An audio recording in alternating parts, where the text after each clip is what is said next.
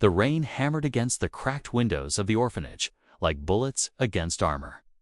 Inside, 7-year-old Maya pressed her face to the glass, watching the world blur into streams of gray. Her reflection stared back. A small girl with eyes too old for her age, carrying wounds that no bandage could heal. The war had taken everything from her. Her parents, her home, her childhood innocence, all consumed by the flames that had swept through her village 3 months ago. Now she lived among 40 other children in this overcrowded sanctuary, where hope was rationed as carefully as the daily bread. Maya had stopped speaking the day she arrived. The other children whispered that she was broken, that the trauma had stolen her voice forever. But Maya could speak. She simply chose not to. Words felt pointless in a world that had shown her only cruelty. Staff Sergeant Marcus Thompson had seen enough battlefields to recognize the look in Maya's eyes. It was the same haunted expression he'd glimpsed in mirrors during his darkest moments overseas. At 32, Marcus carried his own invisible scars, earned through 3 tours of duty in conflict zones where children like Maya were casualties of wars they never chose to fight. He hadn't planned to visit the orphanage. His commanding officer had volunteered their unit for a goodwill mission, distribute supplies, take some photos for the military newsletter, and leave. Standard procedure. But something about the silent girl in the corner had anchored him to that place. While his fellow soldiers handed out toys and candy, Marcus found himself drawn to Maya's corner. She sat alone, methodically folding paper cranes from scraps of old newspapers. Her tiny fingers worked with precision that spoke of countless hours spent in this solitary ritual. "Those are beautiful," Marcus said softly, crouching beside her. Maya didn't look up, but her fingers paused for just a moment.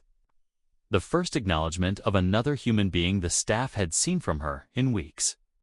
Marcus reached into his pocket and pulled out a photograph, worn and creased from being carried through countless missions. It showed a young girl about Maya's age, smiling brightly at the camera. "This is my daughter, Sophie," he whispered. "She loves origami too." Maya's dark eyes flicked to the photograph, then to Marcus's face. For a heartbeat, the wall she'd built around herself seemed to crack. "She's back home in Ohio," Marcus continued, his voice thick with emotion. "I haven't seen her in 8 months. Sometimes I fold paper cranes too, thinking about her. Thinking about all the moments I'm missing."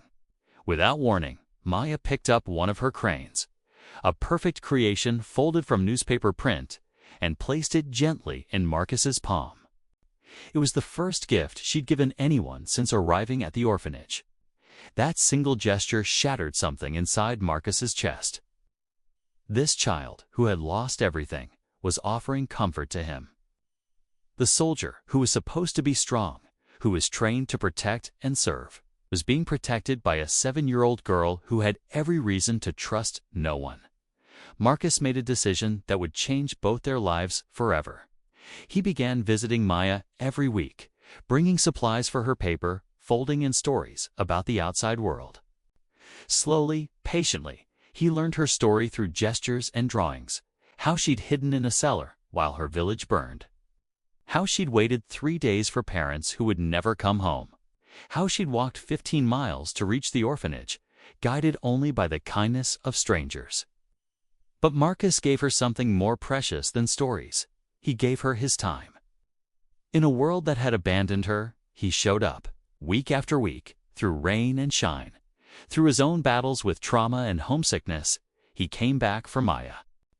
The breakthrough came on his 7th visit. Marcus arrived to find Maya clutching a fever, delirious and calling out for her mother in her native language. The orphanage's medical supplies were limited, and the nearest hospital was hours away. Without hesitation, Marcus scooped Maya into his arms and ran through the storm-lashed streets, his military training kicking in as he navigated the flooded roads. For 12 hours, he sat beside her hospital bed, holding her small hand, and whispering stories about his daughter, about Ohio's golden wheat fields, about a world where children played without fear. Somewhere in those whispered words, Maya found the strength to fight back from the edge of death. When she finally opened her eyes, the first word she'd spoken in 3 months tumbled from her lips. "Papa." Marcus felt his heart break and rebuild itself in that single moment. "No, sweetheart," he said gently, tears streaming down his weathered face. "But I'm here. I'm here, and I'm not going anywhere." That promise would prove harder to keep than Marcus imagined. Military regulations, international adoption laws, and bureaucratic red tape stood between them like an insurmountable mountain. His deployment was ending, and he faced an impossible choice: follow orders and return home, or go AWOL to stay with a child who had become his heart outside his body. Maya sensed his turmoil with the intuition that trauma sometimes gifts to children. On their last scheduled visit, she pressed something into his hand. A paper crane folded from gold foil she'd somehow acquired. Inside, written in careful English letters she'd learned from him, was a single word: hope. Marcus knew what he had to do. The next 18 months became a maze of legal battles, paperwork, and sleepless nights. Marcus used his life savings to hire lawyers, learn international adoption law, and navigate the complex web of requirements that stood between him and Maya. His own family thought he'd lost his mind. His commanding officers questioned his judgment.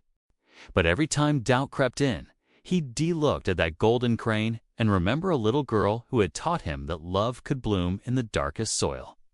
The adoption wasn't just about saving Maya. It was about saving himself.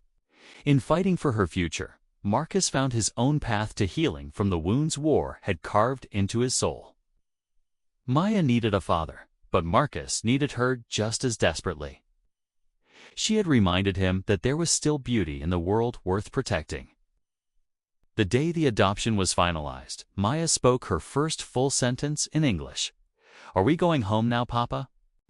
Marcus knelt down to her level. This remarkable child who had survived unimaginable loss and still possessed the courage to hope. "Yes, sweetheart, we're going home." Their story didn't end with the plane ride to Ohio. It began there.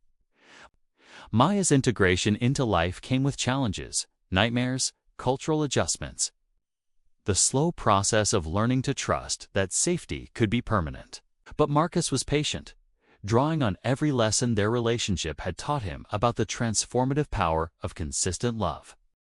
Sophie, his biological daughter, embraced Maya as a sister from their first meeting. The girls bonded over origami, creating elaborate paper gardens that filled their shared bedroom with color and hope.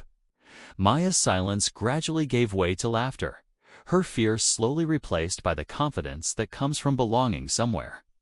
Today, 5 years later, Maya is 12 years old and thriving. She speaks 3 languages fluently, excels in school, and teaches origami classes at the local community center, passing on the art that once served as her lifeline to other children who need healing. She still folds a crane every night before bed, a ritual that has transformed from desperate coping mechanism to grateful prayer.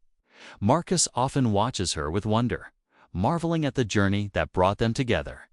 A routine military visit that became a life-altering encounter, a moment of connection between 2 wounded souls that grew into unbreakable family bonds. But perhaps the most remarkable transformation belongs to Marcus himself. The soldier who once saw only destruction has learned to build. The man who carried the weight of war has discovered that healing comes not from forgetting the past, but from creating a future worthy of those we've lost.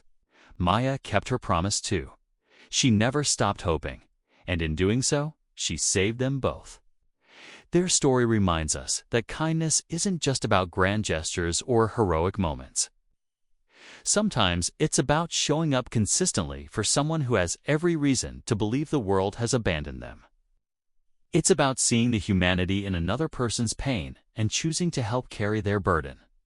In a world often defined by its cruelties, and Maya proved that love can indeed conquer all, not through magic or miracles, but through the patient, persistent choice to care for another human being, no matter the cost. Their golden crane still sits on the mantelpiece, a reminder that hope, once kindled, can light up even the darkest corners of the human experience. Like and subscribe for more videos.